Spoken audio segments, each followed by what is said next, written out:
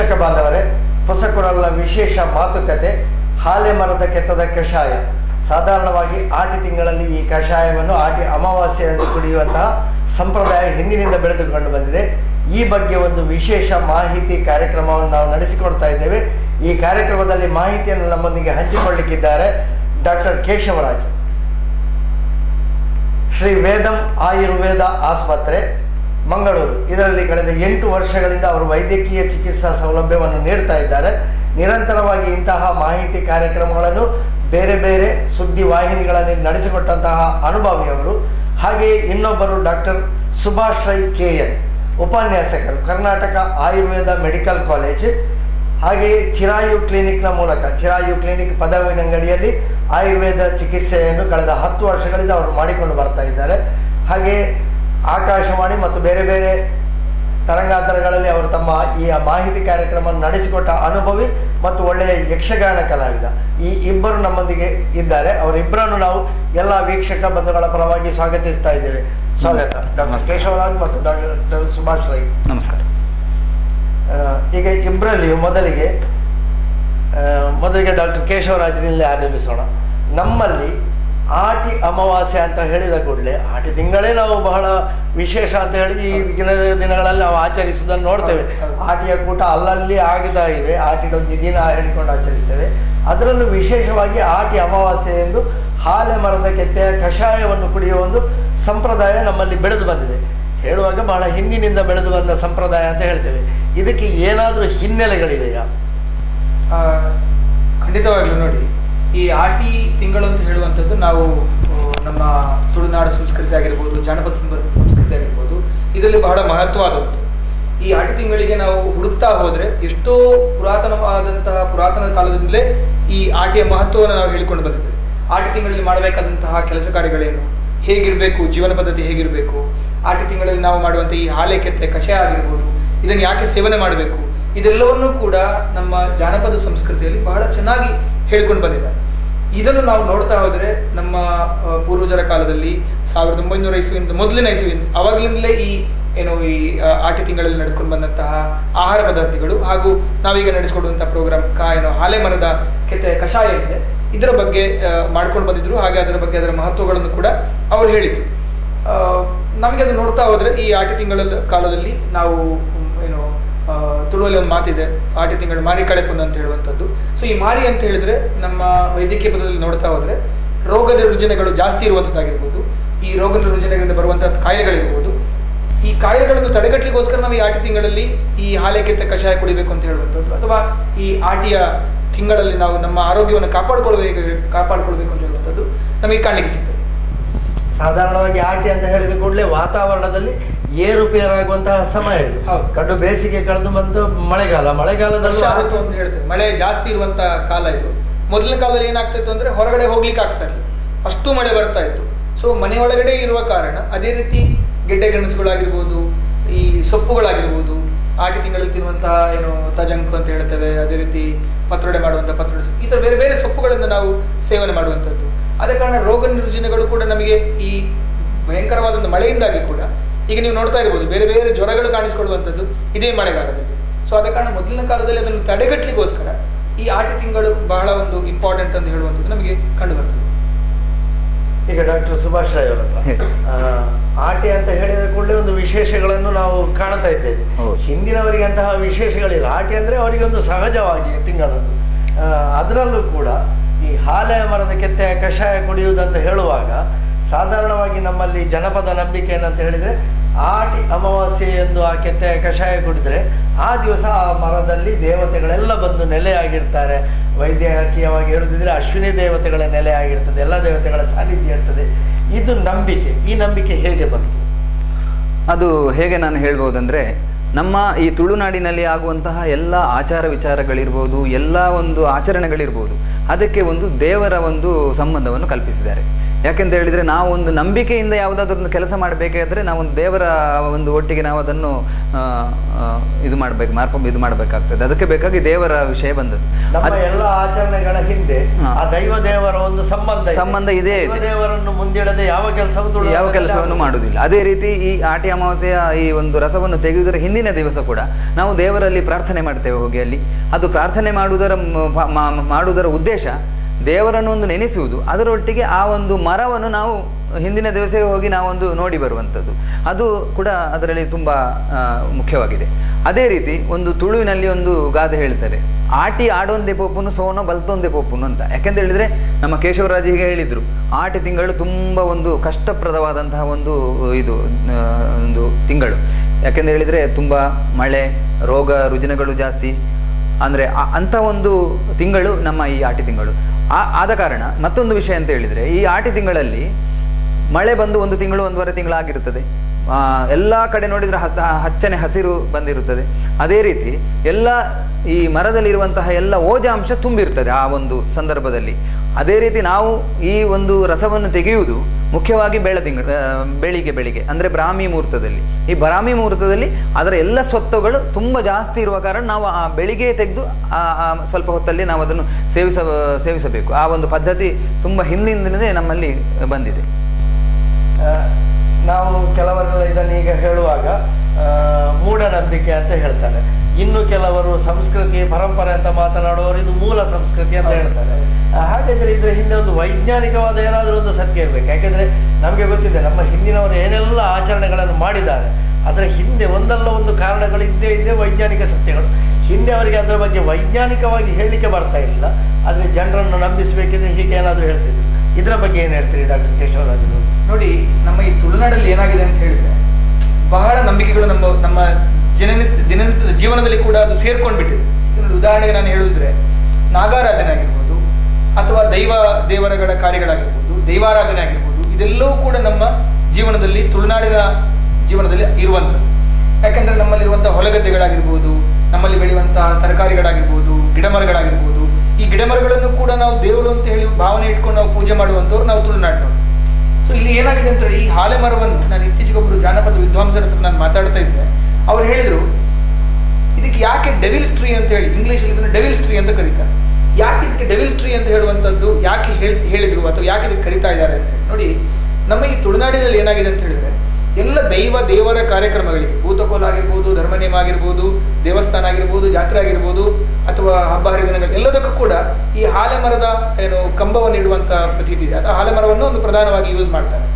So ಮೊದಲನೇ ಕಾಲದಲ್ಲಿ ಏನಾಗ್ತಿತ್ತು ಅಂತ ಹೇಳಿದ್ರೆ, ಈ ಬ್ರಿಟಿಷರ ಕಾಲದಲ್ಲಿ ನಮ್ಮ ಈ ದೇವರುಗಳನ್ನು ಅಥವಾ ನಮ್ಮ ಭೂತಕೋಲ ಆಗಿರ್ಬೋದು, ದೈವಾರಾಧನೆ ಆಗಿರ್ಬೋದು, ಇದಕ್ಕೆ ಅವರು ಡೆವಿಲ್ಸ್ ಡ್ಯಾನ್ಸ್ ಅಂತ ಕರೀತಾ ಇದ್ರು.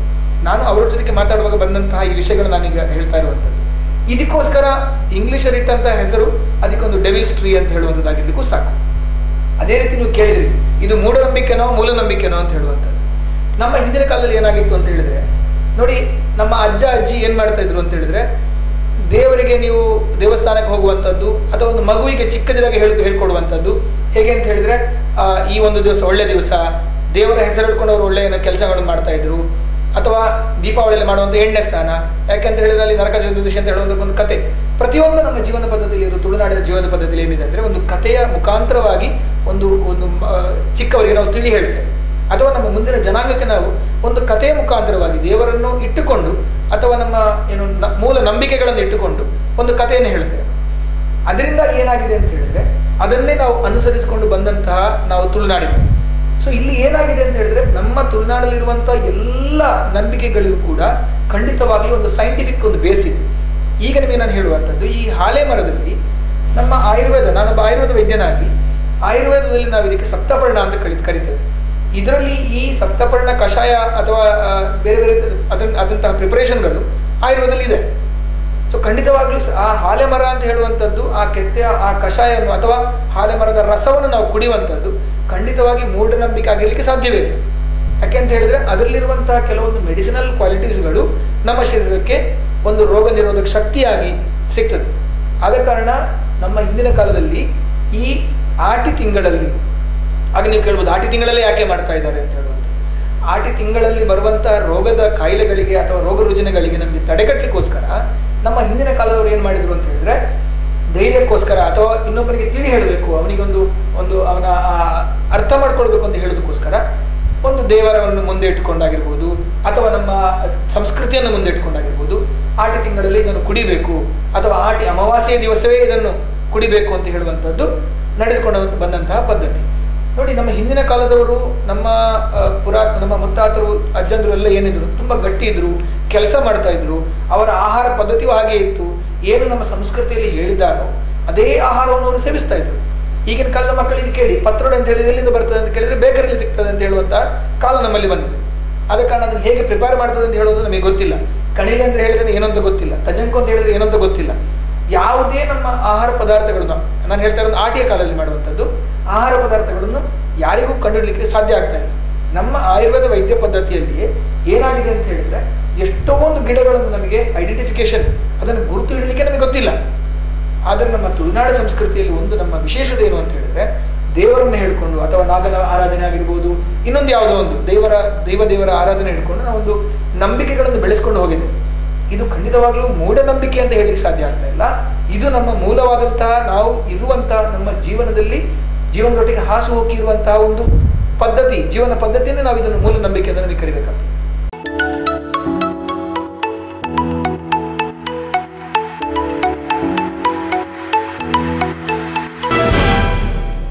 ಆತ್ಮೀಯ ವೀಕ್ಷಕ ಬಾಂಧವರೇ, ಹೊಸಕೊಡಲಿನ ವಿಶೇಷ ಮಾತುಕತೆ ಕಾರ್ಯಕ್ರಮ ಹಾಲೆ ಮರದ ಕೆತ್ತೆಯ ಕಷಾಯ.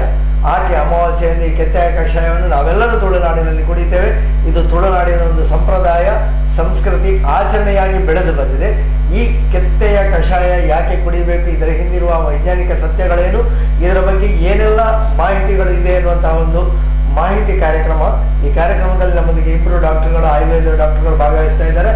ಡಾಕ್ಟರ್ ಕೇಶವರಾಜ್ ಮತ್ತು ಡಾಕ್ಟರ್ ಸುಭಾಷ್ ರೈ ಅವರು. ಈಗ ಸುಭಾಷ್ ರೈ ಅವರ ಹತ್ರ ಅವರು ಹೇಳಿದರು, ನಮ್ಮ ಪ್ರತಿಯೊಂದು ನಂಬಿಕೆ ಹಿಂದೆ ದೇವರುಗಳ ಒಂದು ತಳಕು ಹಾಕಿಕೊಂಡಿದೆ. ತುಳುನಾಡಿನಲ್ಲಿ ಅದನ್ನು ಜನರಿಗೆ ಮುಟ್ಟಿಸುವ ಒಂದು ಪ್ರಯತ್ನವಾಗಿ ಹಿಂದಿನವರು ದೇವರನ್ನು ಇಟ್ಟುಕೊಂಡು ಅದನ್ನು ಮುಟ್ಟಿಸುವ ಪ್ರಯತ್ನ ಮಾಡಿದರು. ಸಾಧಾರಣವಾಗಿ ಹೇಳಿದರೆ ಯಾರು ನಂಬುವುದಿಲ್ಲ ಹೇಳಿಕೊಂಡು. ಈ ರೀತಿಯಾಗಿ ಹೇಳುವಾಗ ಕೆತ್ತೆ ಕಷಾಯ ಕುಡಿಯಲಿಕ್ಕೂ ಒಂದು ಸಂಪ್ರದಾಯ ಹೇಳಿದರು. ಬೆಳಿಗ್ಗೆ ಬೇಗ ಎದ್ದು ಹೋಗಬೇಕು, ಕಲ್ಲಿನಿಂದ ಜಜ್ಜಿ ಅದರ ಕೆತ್ತೆ ತೆಗಿಬೇಕು, ಹೀಗೆ ಬೇರೆ ಬೇರೆ ಕ್ರಮಗಳನ್ನು ಅವರು ಹೇಳಿಕೊಟ್ಟಿದ್ದಾರೆ. ಹಾಗೆ ಅದನ್ನು ತಯಾರಿಸುವ ವಿಧಾನ ಎಲ್ಲ ಇದೆ. ಇದರ ಬಗ್ಗೆ, ಇದರ ಹಿಂದಿರುವ ಸತ್ಯ ಏನು? ಈಗ ಈ ಹಾಲೆ ಕೆತ್ತೆಯ ಕಷಾಯವನ್ನು ನಾವು ಬೆಳಿಗ್ಗೆ ಬೇಗನೆ ಎದ್ದು, ಅಂದರೆ ಬ್ರಾಹ್ಮಿ ಮುಹೂರ್ತದಲ್ಲಿ ಎದ್ದು ಅದನ್ನು ನಾವು ತೆಗಿಬೇಕಂತ ನಾನು ಆಗಲೇ ಹೇಳಿದೆ. ಅದನ್ನು ಕಲ್ಲಿನಲ್ಲಿ ಜಜ್ಜಿ ತೆಗೆಯುವಂಥದ್ದು ಹಿಂದಿನ ಕಾಲದಿಂದ ಬಂದಂತಹ ಒಂದು ಸಂಪ್ರದಾಯ. ಯಾಕೆಂತ ಹೇಳಿದ್ರೆ, ಹಿಂದೆ ಬಹಳ ಹಿಂದಕ್ಕೆ ನಾವು ಹೋದರೆ ಅಲ್ಲಿ ಲೋಹಗಳ ಕೊರತೆ ಇದ್ದಿರ್ಬೋದು. ಯಾಕೆಂತ ಹೇಳಿದ್ರೆ ಮನುಷ್ಯನ ಆ ಸಂದರ್ಭದಲ್ಲಿ ಕಲ್ಲಿನಿಂದಲೇ ಎಲ್ಲವನ್ನು ಜಜ್ಜಿ ಕೆಲಸ ಮಾಡು, ಅದನ್ನು ಇಟ್ಕೊಂಡು ಕಲ್ಲಿನಿಂದಲೇ ಜಜ್ಜಿ ಅದನ್ನು ತೆಗೆಯುವುದು ಒಂದು ಒಳ್ಳೆಯ ಸಂಪ್ರದಾಯ. ಈಗ ಕೆಲವೊಮ್ಮೆ ಕತ್ತಿಯಲ್ಲಿಯೂ ಅದರ ಬೇರೆ ಲೋಹಗಳಿಂದಲೂ ತೆಗಿಬಹುದು. ಆದರೆ ನಿಜವಾಗಿ ಅಂದ್ರೆ ಹೇಳಿದ್ರೆ ಕಲ್ಲಿನಲ್ಲಿ ಜಜ್ಜಿ ತೆಗೆಯುವುದೇ ಒಂದು ಒಳ್ಳೆಯ ಇದು. ಯಾಕೆಂತ ಹೇಳಿದ್ರೆ, ಈಗ ನಾವು ಅದನ್ನು ನೋಡಿದಂತೆ ಲೋಹಗಳು ಎಲ್ಲಿಯಾದ್ರೂ ಆ ಒಂದು ಮರಕ್ಕೆ ತಾಗಿದ್ರೆ ಅದರ ಓಜಾಂಶ ಕಡಿಮೆ ಆಗ್ತದೆ ಅಂತ ಒಂದು ನಮಗೆ ಬಲ್ಲವರು ಹೇಳಿದ್ದಾರೆ. ಓಜಾಂಶ ಕಡಿಮೆ ಆಗ್ಬಹುದು ಅಂತ ಯಾವುದನ್ನು ಲೋಹಗಳಿಂದ ಅದನ್ನು ಕೆತ್ತಿದ್ರೆ. ಆದ ಕಾರಣದಿಂದ ಕಲ್ಲಿನಿಂದ ಜಜ್ಜಿ ತೆಗೆಯುವುದು ಒಂದು ಉತ್ತಮ ಅಂತ ಹೇಳ್ಬೋದು. ಮತ್ತೊಂದು ನಾವು ಹೇಳ್ತಿದ್ರೆ, ಈಗ ಈ ಕರ್ಕಾಟಕ ಮಾಸದ ಈ ಅಮಾವಾಸ್ಯೆಯಂದು ನಾವು ಅದನ್ನು ಕುಡಿದ್ರೆ ನೆಕ್ಸ್ಟ್ 1 ವರ್ಷದವರೆಗೆ ಮನುಷ್ಯನಿಗೆ ರೋಗ ಶಕ್ತಿ, ಅವನಿಗೆ ರೋಗ ನಿರೋಧಕ ಶಕ್ತಿ ಜಾಸ್ತಿ ಆಗ್ತದೆ ಅಂತ ಒಂದು ಇದು ಉಂಟು. ಅದಕ್ಕೆ ನಾವು ಸಾಂಪ್ರದಾಯಿಕವಾಗಿ ವರ್ಷಕ್ಕೆ ಒಮ್ಮೆ ಕುಡಿಯುವುದಂತ, ಅದನ್ನು ಮದ್ದಲ್ಲಿ ಬೇರೆ ಬೇರೆ ಪ್ರಿಪರೇಷನ್ಗಳಲ್ಲಿ ಮಾಡ್ತಾರೆ. ಆದರೆ ನಾವು ನಮ್ಮ ಪ್ರಕಾರದಂತೆ ಕುಡಿಯುವುದು ವರ್ಷಕ್ಕೆ ಒಮ್ಮೆ. ಆಷಾಢ ಮಾಸಕ್ಕೆ ಕುಡಿದ್ರೆ ನೆಕ್ಸ್ಟ್ ಆಷಾಢ ಮಾಸದವರೆಗೆ ದೇಹದಲ್ಲಿ ರೋಗ ನಿರೋಧಕ ಶಕ್ತಿ ಜಾಸ್ತಿ ಆಗ್ತದೆ ಅಂತ. ಮುಖ್ಯವಾಗಿ ಇದನ್ನು ಹೇಳಿದ್ದು ಜ್ವರದಲ್ಲಿ. ಈಗ ನಾವು ವಿಷಮ ಜ್ವರ ಅಂತ ಹೇಳ್ತೇವೆ. ಈಗ ನಾವು ಅದನ್ನು ಹೇಗೆ ನಾವು ಕನ್ಸಿಡರ್ ಮಾಡಬಹುದು ಅಂತ ಹೇಳಿದ್ರೆ, ಈಗಿನ ಕಾಲದಲ್ಲಿ ಎಲ್ಲಾ ವಿಧದ ವೈರಲ್ ಫೀವರ್ಗಳು, ಈಗ ನೀವೆಲ್ಲ ವೈರಲ್ ಫೀವರ್ಗಳುಂಟು. ಈಗ ನಾವೀಗ ಡೆಂಗ್ಯೂ ಇರ್ಬೋದು, ಬೇರೆ ಬೇರೆ ಬೇರೆ ಬೇರೆ ವೈರಲ್ ಫೀವರ್ಗಳುಂಟು. ಅದನ್ನು ಮೊದಲಿನ ಕಾಲದಲ್ಲಿ ಒಂದು ವಿಷಮ ಶೀತ ಜ್ವರ ಅಂತ, ಜ್ವರದಲ್ಲಿ ಅದನ್ನು ಮುಖ್ಯವಾಗಿ ಹೇಳಿದ್ದು. ಜ್ವರಕ್ಕೆ ನಾವು ಒಂದು ಆಯುರ್ವೇದದಲ್ಲಿ ಮಾತಾಡುವಾಗಲೂ ಕೂಡ ಹಾಗೆ, ತಿಕ್ತರಸ ಅಂದ್ರೆ ಕಹಿ ಒಂದು ಮದ್ದು ಜ್ವರಕ್ಕೆ. ಕಹಿ ಕೇವಲ ಜ್ವರಕ್ಕೆ ಮಾತ್ರ ಮದ್ದಲ್ಲ, ಕಹಿ ಇದಕ್ಕೆ ಕೂಡ ಮದ್ದು. ನಮ್ಮ ಒಂದು ಚರ್ಮ ರೋಗಗಳಿಗೆ ಕೂಡ ಕಹಿ ಉತ್ತಮ ಮದ್ದು. ಆದ್ದರಿಂದ ಜ್ವರಕ್ಕೆ ಮತ್ತು ಇಂತಹ ಒಂದು ಚರ್ಮ ರೋಗಗಳಿಗೆ ಇದನ್ನು ನಾವು ಇದನ್ನು ಕುಡಿಯುವುದರಿಂದ ಆ ರೋಗಗಳನ್ನು ನಾವು ನಿರ್ಮೂಲನೆ ಮಾಡಬಹುದು. ಅದೇ ರೀತಿ ಹಿಂದಿನವರಿಗೆ ಇನ್ನೊಂದು ಸತ್ಯ ಗೊತ್ತಿತ್ತು ಅಂತ ಹೇಳಿದ್ರೆ, ನಮ್ಮ ಆಯುರ್ವೇದದಲ್ಲಿ ಒಂದು ಮಾತಿದೆ, ಸ್ವಸ್ಥಸ್ಯ ಸ್ವಾಸ್ಥ್ಯ ರಕ್ಷಣಂ ಆತುರಸ್ಯ ವಿಕಾರ ಪ್ರಶಮನಂ ಅಂತ. ಅಂದ್ರೆ ಕೇವಲ ರೋಗ ಬಂದ ಮೇಲೆ ರೋಗವನ್ನು ಗುಣಪಡಿಸುವುದಲ್ಲ, ರೋಗ ಬರುವುದಕ್ಕೆ ಮುಂಚೆ ಅದನ್ನು ನಾವು ಜಾಗೃತೆಯನ್ನು ವಹಿಸಿಕೊಳ್ಳುವುದು ತುಂಬಾ ಮುಖ್ಯ. ಅದೇ ರೀತಿ ಈ ಆಷಾಢ ಮಾಸದಲ್ಲಿ ನಾವು ಅದನ್ನು ಕುಡಿಯುವುದರಿಂದ ಮುಂದೆ ಬರುವಂತಹ ರೋಗಗಳಿಗೆ, ಮುಂದಿನ ವರ್ಷದಲ್ಲಿ ಬರುವಂತಹ ರೋಗಗಳಿಗೆ, ಯಾಕೆಂತ ಹೇಳಿದ್ರೆ ಇನ್ನೊಂದು ಮಾತು ಹೇಳಬೇಕಾಗ್ತದೆ ಇಲ್ಲಿ, ಆಟಿ ಕಳೆದು ಮತ್ತೆ 2 ತಿಂಗಳು ತುಂಬಾ ಒಂದು ಸಂಭ್ರಮಗಳಿಂದ ಸಮಾರಂಭಗಳಿಂದ ಕೂಡಿದಂತಹ ತಿಂಗಳುಗಳು, ತುಂಬಾ ಹಬ್ಬ ಹರಿದಿನಗಳು ಬರ್ತದೆ. ಆ ಹಬ್ಬ ಹರಿದಿನಗಳಲ್ಲಿ ನಾವು ಲೆಕ್ಕಕ್ಕಿಂತ ಜಾಸ್ತಿ ನಾವು ಖಾದ್ಯ ಭಕ್ಷ್ಯಗಳನ್ನು ನಾವು ಇದು ಸೇವಿಸ್ತೇವೆ.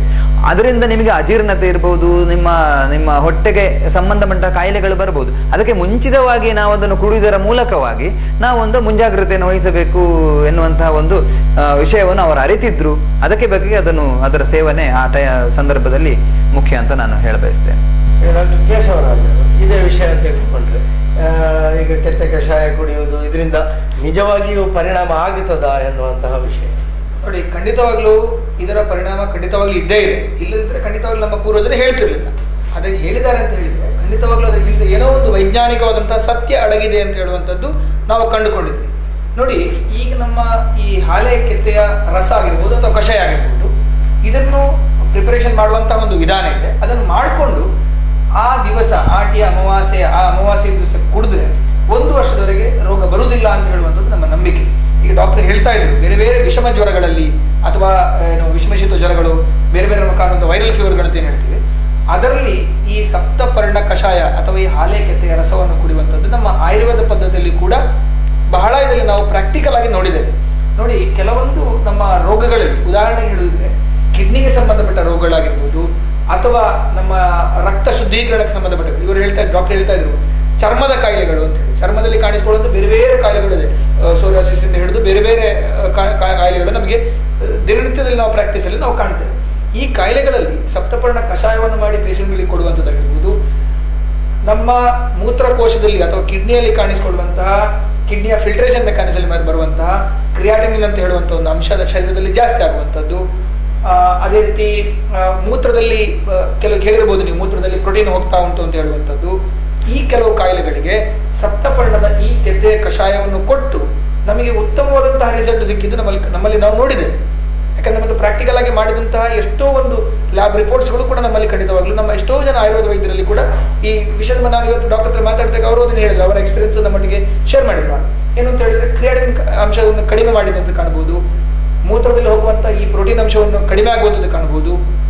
ಆದ ಕಾರಣ ಖಂಡಿತವಾಗ್ಲೂ ಈ ಬರೀ ಆಟಿಯ ದಿವಸವೇ ಅಮಾವಾಸ್ಯೆ ದಿವಸವೇ ಅದನ್ನು ಕುಡಿಬೇಕು ಅಂತ ಹೇಳುವಂಥದ್ದು ನಮ್ಮ ನಂಬಿಕೆ ಆದರೂ ಕೂಡ ಅದಾದ್ಮೇಲೆ ಕೂಡ ಕುಡಿಬಾರ್ದು ಅಂತ ಎಲ್ಲಿಯೂ ಹೇಳಿಲ್ಲ ನಮ್ಮಲ್ಲಿ. ಈಗ ನಮ್ಮ ಹಿರಿಯರು ಹೇಳಿದ್ದೇನೆ ಅಂತ ಹೇಳಿದ್ರೆ ಆ ದಿವಸ ಎಲ್ಲಾ ರೀತಿಯ ಮದ್ದಿನ ಅಂಶಗಳು ಸೇರಿಸುತ್ತವೆ, ದೇವತೆಗಳು ಆ ಮರದಲ್ಲಿ ಇರ್ತಾರೆ, ಅದನ್ನು ಕಲ್ಲಿನಿಂದ ಅದಕ್ಕೆ ಒಂದು ರೀಸನ್ ಇರ್ತದೆ. ಏನಂತ ಹೇಳಿದ್ರೆ ನೋಡಿ, ಆ ದಿವಸ ಆದ್ರೂ ಕೂಡ ಕುಡೀರಿ ಅಂತ ಹೇಳೋದಕ್ಕೋಸ್ಕರ ನಮ್ಮ ಪೂರ್ವಜರು ಹೇಳಿದ್ದಾರೆ.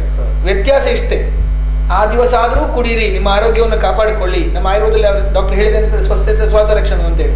ಅಂದ್ರೆ ಒಬ್ಬ ಆರೋಗ್ಯವಂತ ಮನುಷ್ಯ ಎಲ್ಲಾ ದಿವಸ ಆರೋಗ್ಯ ಆಗಿರ್ಬೇಕು ಅಂತ ಖಂಡಿತವಾಗ್ಲೂ ಇಲ್ಲ. ಒಂದು ದಿವಸ ಒಂದಲ್ಲ ಒಂದು ದಿವಸ ರೋಗಕ್ಕೊಂದು ತುತ್ತಾಗ್ತಾರೆ.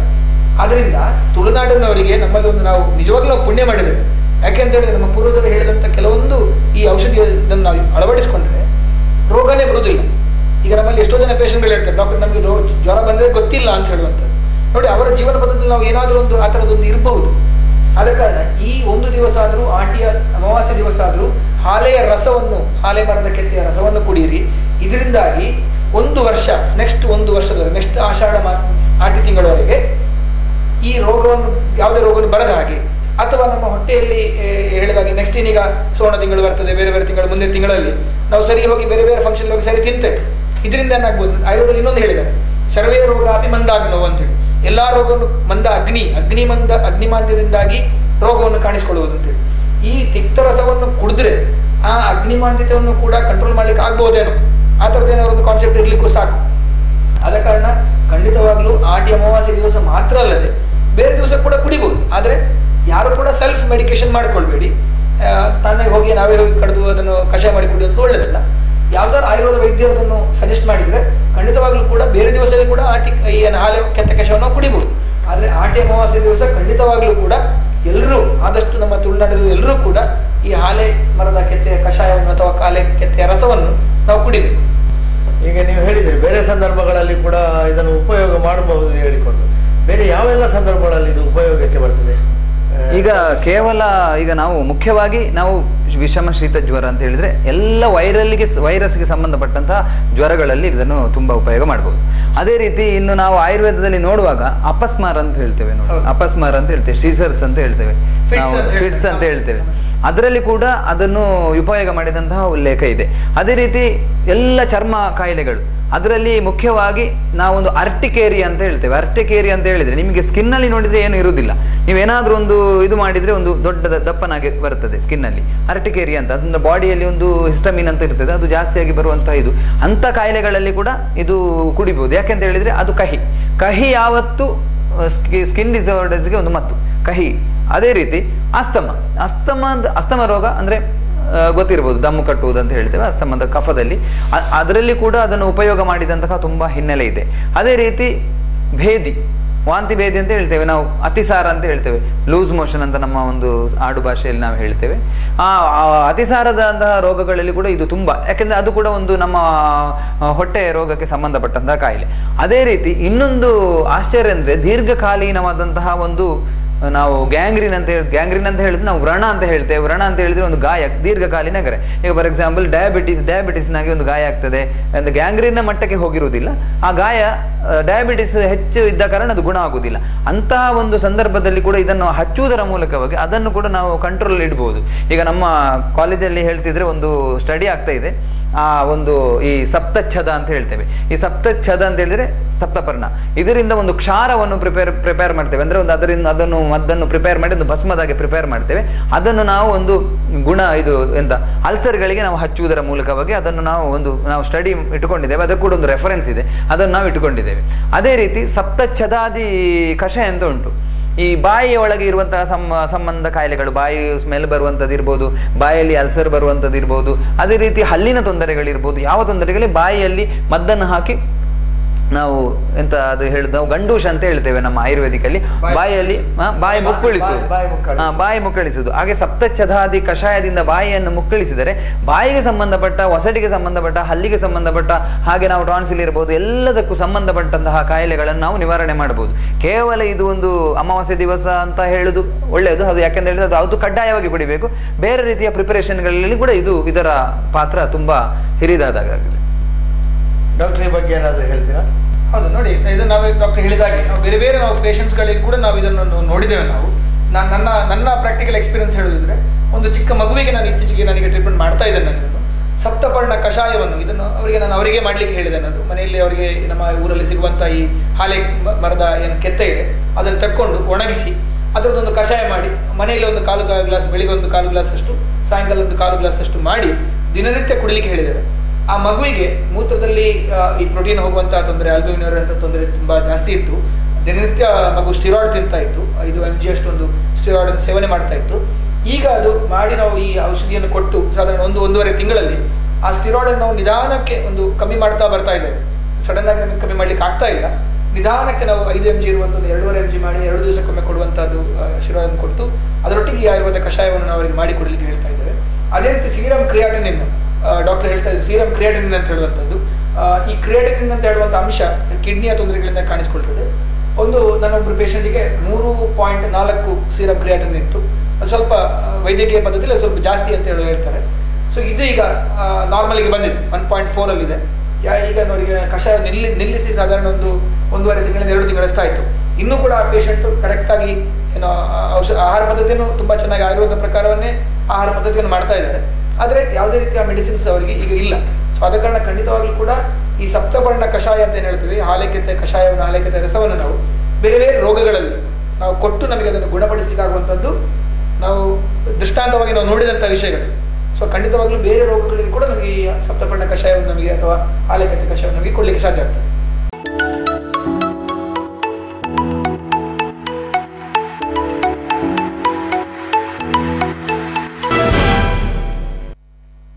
ವೀಕ್ಷಕ ಬಾಂಧವರೇ, ಹೊಸಕುರಲ್ನ ವಿಶೇಷ ಮಾತುಕತೆ ಕಾರ್ಯಕ್ರಮ ಹಾಲೆ ಮರೆಯ ಕೆತ್ತಾಯ ಕಷಾಯ. ಆಟಿ ಅಮಾವಾಸ್ಯೆಯಿಂದ ಈ ಕೆತ್ತಾಯ ಕಷಾಯವನ್ನು ಕುಡಿಯುವುದು ನಮ್ಮ ಜನಪದೀಯವಾಗಿ ಬೆಳೆದು ಬಂದಂತಹ ಒಂದು ಸಂಸ್ಕೃತಿ. ಈ ಹಾಲೆ ಮರದ ಕೆತ್ತಾಯ ಕಷಾಯ ಕುಡಿಯುವುದರಿಂದ ಏನೆಲ್ಲ ನಮಗೆ ಉಪಯೋಗಗಳು, ಇದರ ಔಷಧೀಯ ಪರಿಣಾಮಗಳು, ಇದರ ಬಗ್ಗೆ ಸವಿಸ್ತಾರವಾದ ಮಾಹಿತಿಯನ್ನು ನಮ್ಮೊಂದಿಗೆ ಹಂಚಿಕೊಳ್ತಾ ಇದ್ದಾರೆ ಡಾಕ್ಟರ್ ಕೇಶವರಾಜ್ ಮತ್ತು ಡಾಕ್ಟರ್ ಸುಭಾಷ್ ರೈ ಅವರು. ಇದೀಗ ಈ ಮಾತುಕತೆಯನ್ನು ಮುಂದುವರಿಸ್ತಾರೆ. ಡಾಕ್ಟರ್ ಸುಭಾಷ್ ರೈ ಅವರೇ, ಈಗ ಕೆತ್ತೆಯ ಮರದ ಕಷಾಯ ಕುಡಿಯೋದ್ರಿಂದ ಬೇರೆ ಬೇರೆ ರೀತಿಯ ಪರಿಣಾಮಗಳು, ಅದರ ಔಷಧೀಯ ಗುಣಗಳೆಲ್ಲ ಹೇಳಿದ್ರಿ. ಇದಲ್ಲದೆ ಇನ್ನು ಬೇರೆ ರೀತಿಯ ಗುಣ, ಔಷಧೀಯ ಅಂಶಗಳು ಈ ಮರದಲ್ಲಿ ಇದೆಯಾ? ಇದೆ. ಆಗ ನನಗೆ ನಾನು ಒಂದು ಪಾಯಿಂಟನ್ನು ಹೇಳಬೇಕಂತ ಇದ್ದೆ. ಯಾಕಂತ ಹೇಳಿದರೆ ಈ ಹಿಂದಿನ ಕಾಲದಲ್ಲಿ ಈ ವಿಷ ಜಂತುಗಳಿಗೆ, ಈ ಕ್ರಿಮಿಗಳಿಗೆ ಸರಿಯಾದ ಮದ್ದು ಇರಲಿಲ್ಲ. ಅಂದರೆ ನಮಗೆ ಈ ಮಾಡರ್ನ್ ಎಲೋಪತಿ ಬಂದದ್ದು ಬಹಳ ಇತ್ತೀಚೆಗೆ. ಅದಕ್ಕಿಂತ ಮುಂಚೆ ಕ್ರಿಮಿ ಹೋಗಲಿಕ್ಕೆ ಸರಿಯಾದ ಆಯುರ್ವೇದ ಮದ್ದು ಇರ್ತಿರಲಿಲ್ಲ. ಆ ಸಂದರ್ಭದಲ್ಲಿ ಈ ಪಾಲೆಕೆತ್ತೆಯನ್ನು ರಸವನ್ನು ಕುಡಿದರ ಮೂಲಕವಾಗಿ ಅದು ಕ್ರಿಮಿಗಳಿಗೆ ತುಂಬ ಅತ್ಯುತ್ತಮವಾದ ಒಂದು ಔಷಧ. ಅದು ಇದಿರ್ಬೋದು. ಯಾಕಂತ ಹೇಳಿದರೆ ಕ್ರಿಮಿಗೆ ಬೇರೆ ಔಷಧ ಇಲ್ಲದ ಕಾರಣ ವರ್ಷಕ್ಕೊಮ್ಮೆ ಪ್ರತಿಯೊಬ್ಬರು ತಿಂದರೆ ಹೊಟ್ಟೆಯಲ್ಲಿರುವಂತಹ ಎಲ್ಲ ಕ್ರಿಮಿಗಳು ಇದ್ದರೆ ಬಾಡಿಯಲ್ಲಿ ಸರಿ ನಮಗೆ ಶಕ್ತಿ ಬರೋದಿಲ್ಲ, ಬಾಡಿ ಸರಿ ಡೆವಲಪ್ಮೆಂಟ್ ಆಗೋದಿಲ್ಲ. ಅದಕ್ಕೆ ಬೇಕಾಗಿ ಈ ಕ್ರಿಮಿಗಳಿಗೆ ಮದ್ದುವನ್ನು ಕೊಡುವುದರ ಮೂಲಕವಾಗಿ ದೇಹವನ್ನು ಶುದ್ಧಗೊಳಿಸುವಂಥದ್ದು. ಅದು ಕೂಡ ಇದು ನಮ್ಮ ಹಾಲೆಕೆತ್ತೆಯಿಂದ ನಾವು ಅದರಿಂದ ಒಂದು ಉಪಯೋಗವನ್ನು ಪಡ್ಕೊಳ್ಬಹುದು ಅಂತ ನಾನು ಹೇಳ್ತೇನೆ. ನಮ್ಮ ರೋಗ ನಿರೋಧಕ ಶಕ್ತಿ ಕೂಡ ಹೆಚ್ಚು, ರೋಗ ನಿರೋಧಕ ಶಕ್ತಿ ಗ್ಯಾರಂಟಿಯಾಗಿ ರೋಗ ನಿರೋಧಕ ಶಕ್ತಿ ಹೆಚ್ಚಿಸುವಂತಹ ಇದು ಔಷಧ. ಯಾಕೆಂತ ಹೇಳಿದ್ರೆ ಅದನ್ನು ಆ ಸಂದರ್ಭದಲ್ಲಿ ಕುಡಿದ್ರೆ ಮುಂದಕ್ಕೆ ಬರುವಂತಹ ಎಲ್ಲ ರೋಗಗಳಿಗೆ ಅದು ರೋಗ ನಿರೋಧಕ ಶಕ್ತಿಯಾಗಿ ಅದು ಕೆಲಸ ಮಾಡ್ತದೆ ಅಂತ ಹೇಳ್ಬೋದು. ಈಗ ಈ ಔಷಧೀಯ ಗುಣ ಅಂತ ಹೇಳಿಕೊಂಡು ಆಟಿ ಅಮಾವಾಸ್ಯೆಯನ್ನು ನಾವು ಹಾಲೆ ಮರದ ಕೆತ್ತೆಯ ಕಷಾಯವನ್ನು ಕುಡಿತೇವೆ. ಆದರೆ ಇಲ್ಲಿ ಒಂದು ದುರಂತ ಆಗುವುದೇನಂತ ಹೇಳಿದರೆ, ಕೆಲವರು ಮರವನ್ನು ಗುರುತಿಸುವುದರಲ್ಲಿ ವಿಫಲ ಆಗ್ತಾರೆ. ಹಾಲೆ ಮರ ಅಂತ ಹೇಳಿಕೊಂಡು ಹೋಗಿ ಕಾಸಕರದ ಮರದ ಕೆತ್ತೆಯನ್ನು ಕುಡಿದು ದುರಂತವನ್ನು ನಾವು ಕಂಡಿದ್ದೇವೆ. ಇದರ ಬಗ್ಗೆ ನಾವು ತೆಗೆದುಕೊಳ್ಬೇಕಾದಂತಹ ಮುನ್ನೆಚ್ಚರಿಕೆ ಏನು? ನೋಡಿ, ಈ ಕುಪಿಲು ಅಥವಾ ಈ ಕಾಸರಕನ ಮರ ಆಗಿರ್ಬೋದು, ಇದು ಮತ್ತು ಹಾಲೆ ಮರ ಎರಡು ಹತ್ರ ಬೆಳೀತದೆ. ನಮ್ಮ ಈ ನಾಗಬನ ಆಗಿರ್ಬೋದು, ನಮ್ಮ ತೋಟಗಳಲ್ಲಿ ಆಗಿರ್ಬೋದು, ಬೇರೆ ಬೇರೆ ಕಡೆಯಲ್ಲಿ ಈ ಎರಡು ಮರಗಳು ಹತ್ರ ಇರುವಂತದ್ದು ನಾವು ನೋಡಿದ್ದೇವೆ. ಆದ ಕಾರಣ ಕೂಡ ಈ ದುರಂತ ಸಂಭವ ಆಗ್ಲಿಕ್ಕೆ ಒಂದು ಕಾರಣ. ಇದಕ್ಕೆ ನಾವು ಏನ್ ಮಾಡ್ಬೋದು ಅಂತ ಹೇಳಿದ್ರೆ, ನೋಡಿ, ಪ್ರತಿಯೊಬ್ಬರು ಕೂಡ ನಾವು ಈ ಮಾತುಕತೆ ಫಸ್ಟ್ಗೆ ನಾವು ಹೇಳ್ತಾ ಇದ್ವಿ, ನಮ್ಮ ಆಯುರ್ವೇದದಲ್ಲಿ ಸಂಪ್ರದಾಯ ಇದೆ. ಏನು ಅಂತ ಹೇಳಿದ್ರೆ, ಒಂದು ಮರವನ್ನು ನಾವು ಅದರಿಂದ ಔಷಧಿಯನ್ನು ತಗೊಳ್ಬೇಕು ಅಂತ ಹೇಳಿದ್ರೆ ಫಸ್ಟ್ ನಾವು ಅದರ ಪರ್ಮಿಷನ್ ಕೇಳಬೇಕು. ಆ ಮರದ ಹತ್ರ ನಾವು ಪ್ರಾರ್ಥನೆ ಮಾಡಬೇಕು, ನನಗೆ ಔಷಧಿಯನ್ನು ಕೊಡು ಅಂತ ಹೇಳುವಂಥದ್ದು ನಾವು ಪ್ರಾರ್ಥನೆ ಮಾಡಬೇಕು. ಆದ ಕಾರಣ ಮುನ್ನಾ ದಿವಸವೇ ಈ ಆಟಿ ಅಮಾವಾಸ್ಯೆ ಹೇಳಿದ್ರೆ, ನಾಡಿದ್ದು ಶನಿವಾರ ನಮ್ಮ ಆಟಿ ಅಮಾವಾಸ್ಯೆ 11ನೇ ತಾರೀಕಿಗೆ ಆಟಿ ಅಮಾವಾಸ್ಯೆ. ಅದರ ಒಂದು ದಿವಸ ಮುಂಚೆ 10ನೇ ತಾರೀಕಿಗೆ ಹೋಗಿ ನಾವು ಆ ಮರದ ಹತ್ರ ಅಥವಾ ಈ ಹಾಲೆ ಮರವನ್ನು ಗುರುತು ಮಾಡಿ ಅದರ ಹತ್ರ ಹೋಗಿ ನಾವು ಪ್ರಾರ್ಥನೆ ಮಾಡಿಕೊಂಡು ನಮಗೆ ಒಳ್ಳೆ ಔಷಧಿಯನ್ನು ಕೊಡುವಂತ ಹೇಳುವಂಥದ್ದು ಪ್ರಾರ್ಥನೆ ಮಾಡಿಕೊಂಡು ಆ ದಿವಸ ಒಂದು ಗುರುತಿಗೋಸ್ಕರ ಅಲ್ಲಿ ಒಂದು ಕೆಂಪು ಬಣ್ಣದ ಬಟ್ಟೆಯೋ ಅಥವಾ ಯಾವುದೋ ಒಂದು ಬಣ್ಣದ ಕಲ್ಲುಗಳೋ ಏನಾದರೂ ಒಂದು ಅದರ ಸುತ್ತಲೂ ಇಡುವುದರಿಂದಾಗಿ ಆ ಮರದ ಸುತ್ತಲೂ ಕೂಡ ಅದನ್ನು ಕ್ಲೀನ್ ಮಾಡುದು, ಆ ಮರ ಸುತ್ತಲೂ ಒಂದು ಏನೋ ಕ್ಲೀನ್ ಮಾಡಿ ಅದಕ್ಕೆ ಸ್ವಲ್ಪ ನೀರು ಹಾಕುವಂಥದ್ದಾಗಿರ್ಬೋದು, ಅಥವಾ ಆ ಮರದ ಸುತ್ತಲೇ ಒಂದು ಬಣ್ಣದ ಕಾಗದವನ್ನು ಇಡುವಂಥದ್ದಾಗಿರ್ಬೋದು ಮಾಡಿದ್ರೆ ಖಂಡಿತವಾಗ್ಲೂ ನಮಗೆ ಈ ದುರಂತ ಆಗದಾಗಿ ನಮಗೆ ನೋಡ್ಕೊಳ್ಳಿಕ್ಕೆ ಸಾಧ್ಯ ಆಗ್ತದೆ. ಯಾಕಂತ ಹೇಳಿದ್ರೆ ಮರುದಿವಸ ಬೆಳಿಗ್ಗೆ ಸೂರ್ಯೋದಯಕ್ಕಿಂತ ಮುಂಚೆ ನಾವು ಹೋಗಿ ಈ ಕೆತ್ತೆಯನ್ನು ತಗೊಂಡು ಬರಬೇಕು. ಸೂರ್ಯೋದಯಕ್ಕಿಂತ ಮುಂಚೆ ಮೊದಲಿನ ಕಾಲದಲ್ಲಿ ಟಾರ್ಚ್ ಇರ್ತಿರ್ಲಿಲ್ಲ, ದೊಂದಿಯ ಬೆಳಕಲ್ಲಿ ಹೋಗ್ಬೇಕಿತ್ತು, ಅಥವಾ ಏನು ಹೋಗುವಾಗ ಅವರಿಗೆ ಕತ್ತಲೆಯಲ್ಲಿ ಹೋಗ್ತಾ ಇತ್ತು. ಅದಕ್ಕೋಸ್ಕರ ಈ ದುರಂತವನ್ನು ನಮಗೆ ಇತ್ತೀಚೆಗೆ ನಾವು ನೋಡಿದೆ. ತುಂಬಾ ಜನ ಅನುಭವದ ಕೊರತೆ ಸಹ ಇರಬಹುದು, ಮತ್ತೆ ಬೆಳಕಿನ ಕೊರತೆ ಸಹ ಇರಬಹುದು. ಆ ಎರಡು ಕೊರತೆಗಳನ್ನು ನಾವು ನೀಗಿಸಬೇಕಾದ್ರೆ ಹಿಂದಿನ ದಿವಸವೇ ಡಾಕ್ಟರ್ ಹೇಳಿದಾಗೆ ಹೋಗಿ ಅದನ್ನು ಐಡೆಂಟಿಫೈ ಮಾಡುವುದು ಉತ್ತಮ. ಗಿಡಗಳನ್ನು ಗುರುತು ಮಾಡುವಂತ ಕೆಲವೊಂದು ನಮ್ಮಲ್ಲಿ ಈಗ ಅದಿಲ್ಲ. ಹಳೆ ಮರ ಯಾವ್ದಂತ ಕೇಳಿದ್ರೆ ಗೊತ್ತಿಲ್ಲದಂತಹ ಒಂದು ಕಂಡೀಷನ್ ನಾವು ರೀಚ್ ಆಗಿದೆ. ನಮ್ಮ ಸಂಪ್ರದಾಯದಲ್ಲಿ ಏನಿದೆ ಅಂತ ಹೇಳಿದ್ರೆ, ಯಾವುದೇ ಮರ ಕಡಿಬೇಕಿದ್ರು, ಉದಾಹರಣೆಗೆ ದೈವ ದೇವಸ್ಥಾನಗಳಿಗೂ ಕೂಡ ಒಂದು ಮರ ಆಗಬೇಕಾದ್ರೆ ಅದಕ್ಕೆ ಒಂದು ಮರ ಮುಹೂರ್ತ ಅಂತ ಒಂದು ಸಂಪ್ರದಾಯ. ಆ ಮರಕ್ಕೆ ಪ್ರಾರ್ಥನೆ ಮಾಡಿ ಅದಕ್ಕೆ ಬೇಕಿದ್ದಂತಹ ಸಂಪ್ರದಾಯ ವಿಧಿವಿಧಾನಗಳೆಲ್ಲ ಆಗಿ ಪೂಜೆ ಆಗಿ ನಂತರ ಮರಕ್ಕೆ ಮುಹೂರ್ತ ಮಾಡೋದು.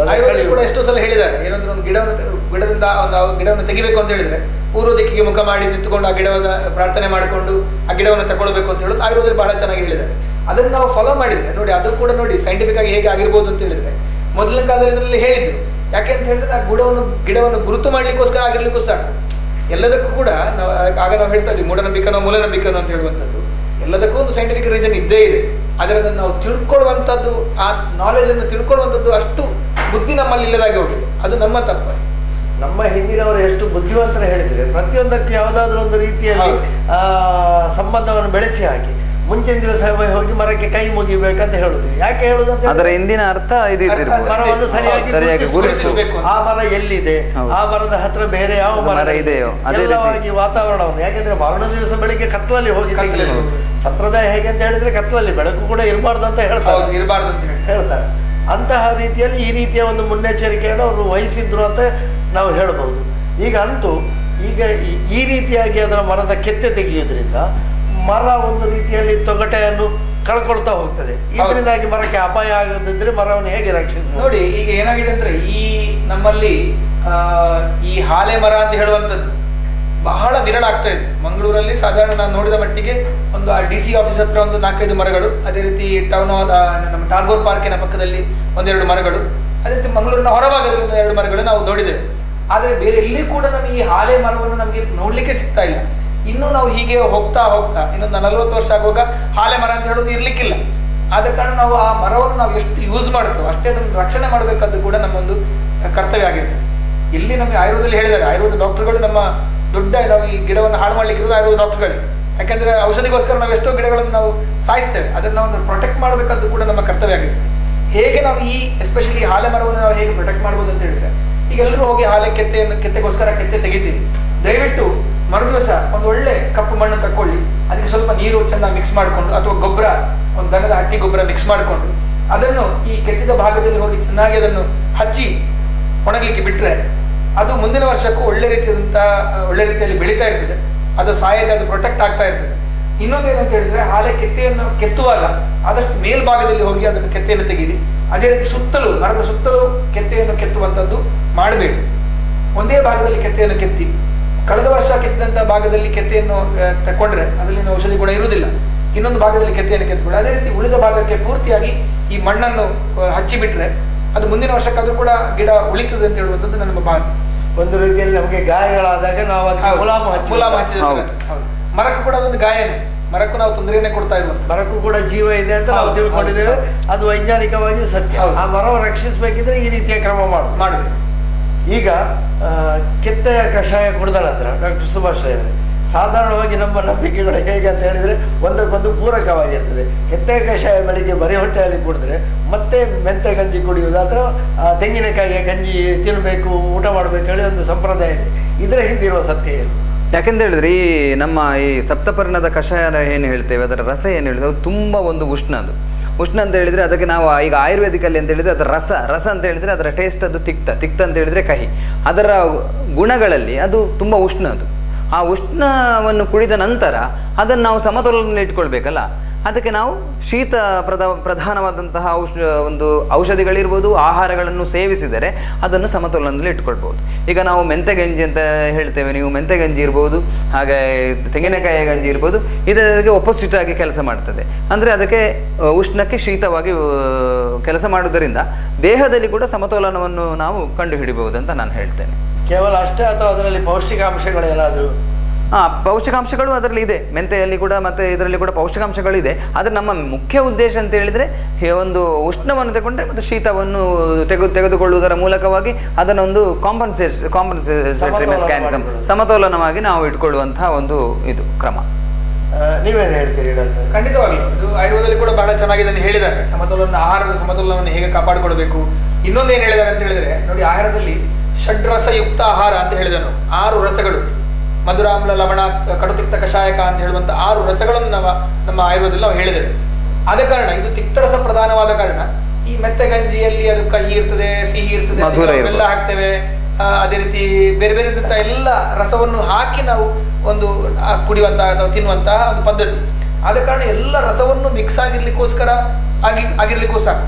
ಈ ಮೆತ್ತೆ ಗಂಜಿ ಕಷಾಯವನ್ನು, ಮೆತ್ತೆ ಗಂಜಿಯನ್ನು ಈ ಕಷಾಯದೊಟ್ಟಿಗೆ ತಗೊಳ್ಬೇಕು ಅಂತ ಹೇಳುವಂಥದ್ದು 6 ರಸಗಳು, ಶರೀರಕ್ಕೆ ಬೇಕಾದಂಥ ಎಲ್ಲ ರಸಗಳು ಕೂಡ ಶರೀರಕ್ಕೆ ಸಿಗ್ತದೆ ಅಂತ ಹೇಳುವ ಕಾರಣಕ್ಕೋಸ್ಕರ ಈ ಕೆತ್ತೆಯ ಗಂಜಿಯ ಒಟ್ಟಿಗೆ, ಕೆತ್ತೆಯ ಕಷಾಯದೊಟ್ಟಿಗೆ ಈ ಮೆಂತೆ ಗಂಜಿಯನ್ನು ತಗೊಳ್ಬೇಕು ಅಂತ ಹೇಳುವಂಥದ್ದು ಹೇಳಿದ್ರು. ಆಯುರ್ವೇದದಲ್ಲಿ ಇನ್ನೊಂದು ಮಾತು ಹೇಳಿದೆ, ಸರ್ವ ರಸ ಅಭ್ಯಾಸಂ ಬಲಕರಾಣಂ ಅಂತ. ಅಂದ್ರೆ ಎಲ್ಲ ರೀತಿಯಾದಂತಹ ಒಂದು ರಸವನ್ನು ಉಳ್ಳಂತಹ ಆಹಾರವನ್ನು ನಾವು ಸೇವಿಸಬೇಕು. ಈಗ ಮಧುರ ಅಂತ ಹೇಳಿದ್ರೆ ನಾವು ಸ್ವೀಟ್, ಈಗ ಏನಾದರೂ ಪಾಯಸವನ್ನೆಲ್ಲ ಸೇರಿಸಿ, ಯಾಕಂದ್ರೆ ನಾವು ಆಕ್ಚುಲಿ ಆಗಿ ನಮ್ಮ ಎಲ್ಲ ಹಬ್ಬ ಹರಿದಿನಗಳಲ್ಲಿ ನಾವು ಕೊನೆಯದಾಗಿ ಮಧುರ ರಸವನ್ನು ಸೇವಿಸುದು ಆಕ್ಚುಲಿ ತಪ್ಪು. ನಾವು ಮಧುರ ರಸವನ್ನು ಸ್ವಲ್ಪ ಆದ್ರೂ ಮಧುರ ರಸವನ್ನು ಪ್ರಥಮವಾಗಿ ನಾವು ತಗೊಳ್ಬೇಕು.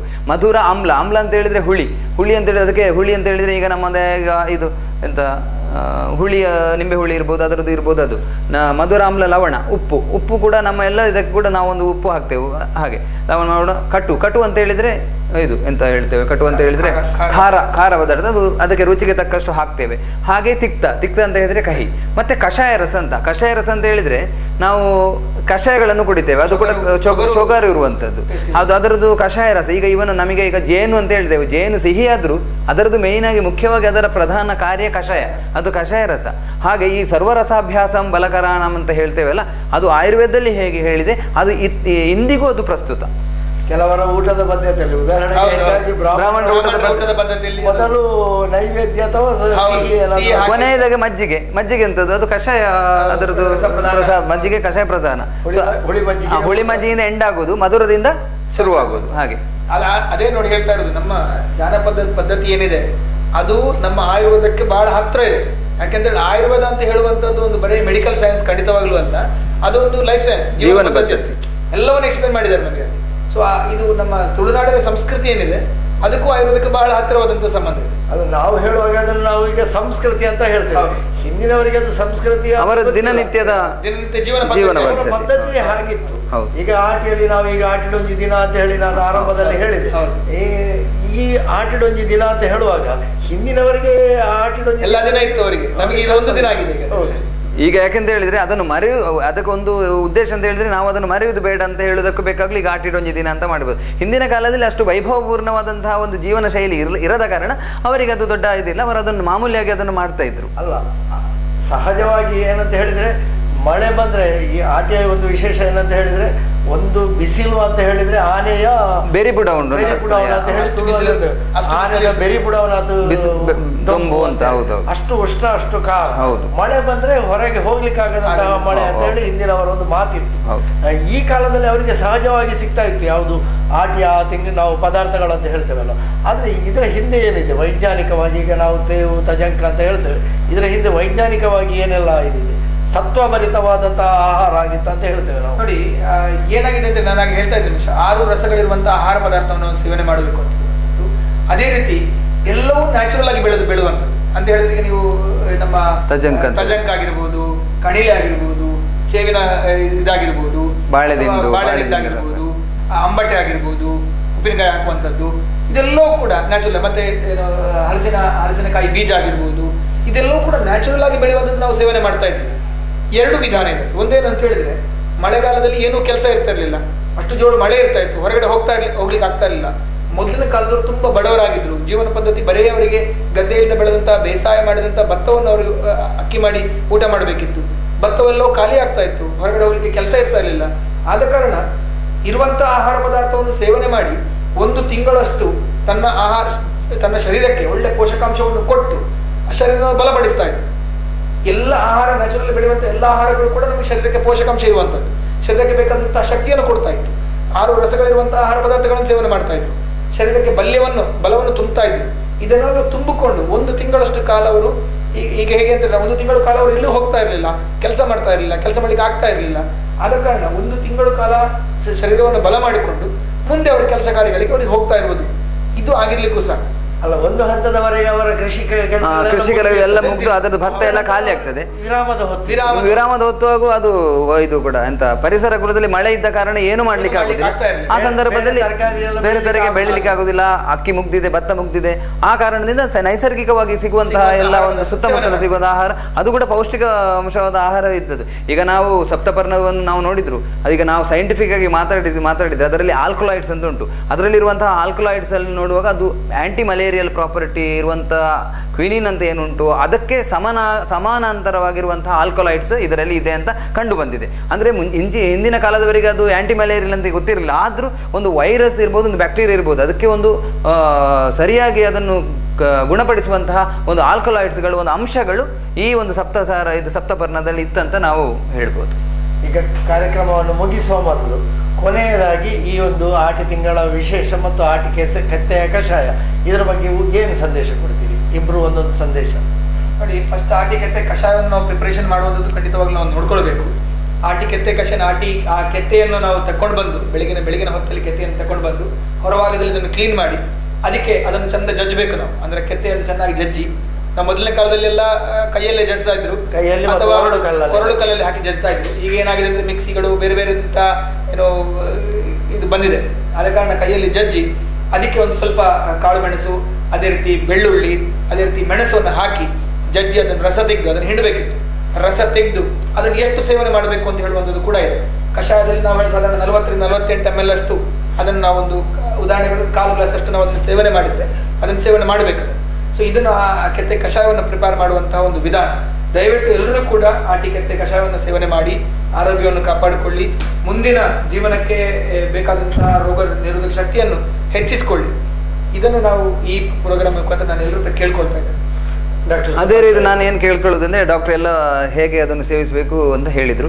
ಈಗ ನಾವು ಸರ್ ಹೇಳಿದ ಹಾಗೆ ಮೂಢನಂಬಿಕೆಯೋ ಮೂಲನಂಬಿಕೆ ಅಂತ, ಅದನ್ನು ನಾವು ಮೂಢನಂಬಿಕೆಯನ್ನು ಬದಿಗೊತ್ತಿ ಮೂಲನಂಬಿಕೆಯನ್ನು ನಾವು ವಿಶ್ವಾಸದಲ್ಲಿ ಇಟ್ಟುಕೊಂಡು ಪ್ರತಿ ವರ್ಷವೂ ಆಟಿ ಅಮಾವಾಸ್ಯೆಯ ದಿವಸ ಇದನ್ನು ಕುಡಿಯುವುದರ ಮೂಲಕವಾಗಿ ಮುಂದಿನ ಒಂದು ವರ್ಷಗಳಲ್ಲಿ, ಮುಂದಿನ ಒಂದು ವರ್ಷ ಇರ್ಬೋದು, ಮುಂದಿನ ಒಂದು ತಿಂಗಳುಗಳಿರ್ಬೋದು, ಒಂದು ಆರೋಗ್ಯವಂತರಾಗಿ ಬಾಳಲಿಕ್ಕೆ ಒಂದು ಇದು ಸಹಾಯ ಆಗ್ತದೆ ಅಂತ ನಾನು ಹೇಳ್ತಾ ಎಲ್ಲರೂ ಇದನ್ನು ಪಾಲಿಸಿ ಅಂತ ಹೇಳ್ತಾ ಎಲ್ಲರಿಗೂ ವೀಕ್ಷಕರಿಗೆ ನಮಸ್ಕಾರ.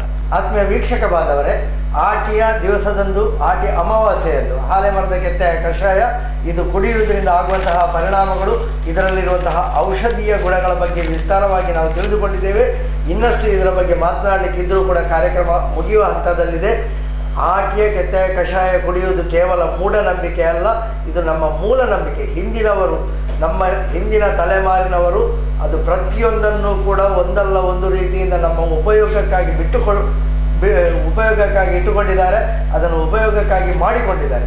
ಇದರ ಹಿಂದಿರುವಂತಹ ವೈಜ್ಞಾನಿಕ ಸತ್ಯಗಳನ್ನು ನಾವು ತಿಳಿದುಕೊಂಡು ಇಲ್ಲಿ ಹಾಲೆ ಮರದ ಕೆತ್ತೆಯ ಆ ಒಂದು ಗಿಡದ ನೋಡಿ, ಇದರಲ್ಲಿ 7 ಎಲೆ ಇದೆ. ಸಪ್ತಪರ್ಣ 7 ಎಲೆ ಇರುವಂತಹ ಒಂದು ಗಿಡ ಇದು. ನಿಮ್ಮ ಪ್ರೇಕ್ಷಕರಿಗೆ ಒಂದು ತೋರಿಸಲಿಕ್ಕೆ ಬೇಕಾಗಿ ತಂದದ್ದು ಸಪ್ತಪರ್ಣ 7 ಎಲೆ ಇರುವಂತಹ ಒಂದು ಚಿಗುರಿನಲ್ಲಿ ಅದು 7 ಎಲೆಗಳನ್ನು ಬಿಡುವುದರಿಂದ ಅದಕ್ಕೆ ಸಪ್ತಪರ್ಣ ಅಂತ ಹೇಳಿಕೊಂಡು ಅದಕ್ಕೆ ಅವರು ವೈಜ್ಞಾನಿಕವಾಗಿ ಅದರ ಸಂಸ್ಕೃತದ ಹೆಸರು, ಮೂಲ ಹೆಸರು.